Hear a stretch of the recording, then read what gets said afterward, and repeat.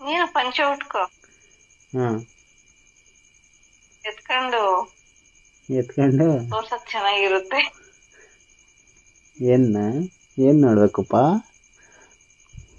ಪಂಚೆ ಒಳಗಡೆ ಏನಿರುತ್ತೋ ಅದನ್ನ, ಅಂಡರ್ವೇರ್. ಅದ್ರೊಳಗೆ ಏನಿರುತ್ತೋ ಅದನ್ನ.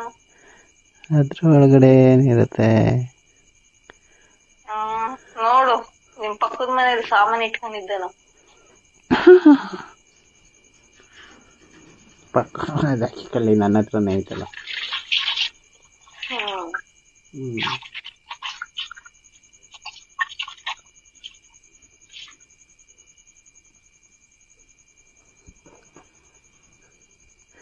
ಏನೋ ಮಾತಾಡೋದು ಕಲ್ತ್ಬಿಟ್ಟಿದ್ಯಾ ಕಣೆ ನೀನು.